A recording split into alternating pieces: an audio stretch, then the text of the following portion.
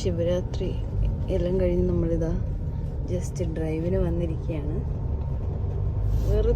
വെറുതെ കണ്ണൂർ ഇങ്ങനെ കറങ്ങുക അല്ലേ.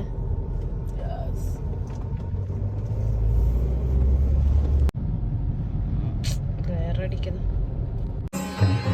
യഥാർത്ഥ രൂപം പാർവതിക്ക് കാട്ടിക്കൊടുത്ത ശിവൻ പാർവതിയെ ഹിമവൽ സന്നിധിയിൽ എത്തിക്കുന്നു. പാർവതി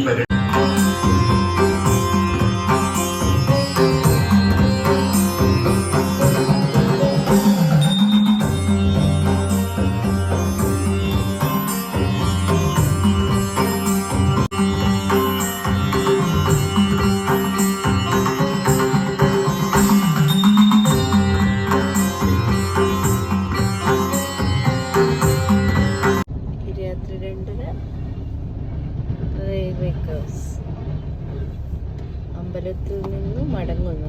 ഇനിയും ഇങ്ങനെ 3 മണി കണ്ണൂർ ടൗൺ അല്ലേ. ഷോപ്പുണ്ടല്ലേ. ഇതാ ഇവിടെ എപ്പോഴും ഉണ്ടാവും. മുന്നും ഈവനിങ് 24 hours കോഫി ഉണ്ട്. അങ്ങനെ ഒരു കോഫി കുടിക്കാന്ന് വിചാരിച്ചു. അത് കഴിഞ്ഞിട്ട്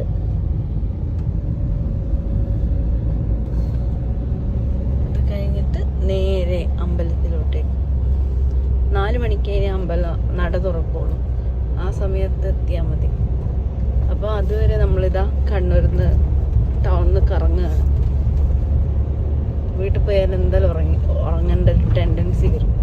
അവിടെ നമ്മൾ വീട്ടിൽ പോയില്ല അല്ലേ. പിന്നെ എന്താ പറയാനുള്ളത്? വീട്ടിൽ പോയി കഴിഞ്ഞാൽ ഉറങ്ങിപ്പോയി. നമ്മളിതാ ഡ്രൈവ് ചൊവ്വ അമ്പലത്തിൽ തുറന്നിട്ടുണ്ടാവും. ചൊവ്വ എങ്ങനെ? ചൊവ്വ അമ്പലത്തിലേക്ക്.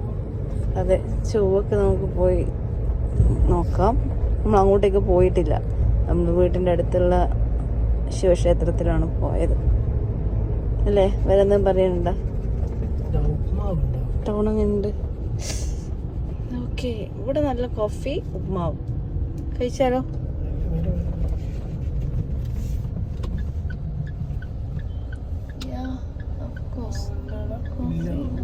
എന്നാ ചോദിക്കട്ടെ കുഞ്ഞു, ഇന്ന് വ്രതം എടുത്തില്ലേ? രാവിലെ എടുത്ത് ഫസ്റ്റ് ടൈം ആണോ എടുക്കുന്നത്? ഫുൾ പൂർണ്ണമായി വ്രതം എടുത്തത് ആദ്യമായിട്ട്.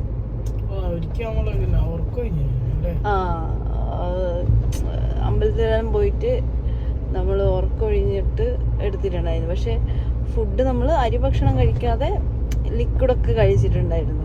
പക്ഷെ ഇപ്രാവശ്യം ഒന്നും കഴിക്കാതെ അല്ലേ കറക്റ്റ് വ്രതം എടുത്ത് പിന്നെ ഈവനിങ് സന്ധ്യക്ക് വിളക്ക് വെച്ച് എന്നിട്ട് അതിന് ശേഷമാണ് നമ്മൾ അന്നാഹാരം കഴിച്ചിട്ടില്ല, അരിയാഹാരം കഴിച്ചിട്ടില്ല. നാളെ കഴിക്കുള്ളൂ. അപ്പോൾ മീൻസ് ഇന്നലെ കഴിക്കുള്ളൂ. അപ്പോൾ ഇന്നലെ നമ്മൾ വൈകുന്നേരത്തെ വിളക്കും കണ്ടിട്ടാണ് ഫുഡ് കഴിച്ചത്. അത് കഴിഞ്ഞ് പിന്നെ ഇതാ ഈ സമയം വരെ ഉറങ്ങിയിട്ടില്ല. ഇന്ന് വൈകുന്നേരത്തെ സന്ധ്യക്കുള്ള വിളക്ക് കണ്ടിട്ടേ ഉറങ്ങാൻ പറ്റുള്ളൂ. This is a very very big task. എന്താ പറയാനുള്ള? ഒന്നും പറയാതെ എന്താ? നിങ്ങളോട് ചോദിച്ചിട്ട് ഞാനാ പറഞ്ഞത്.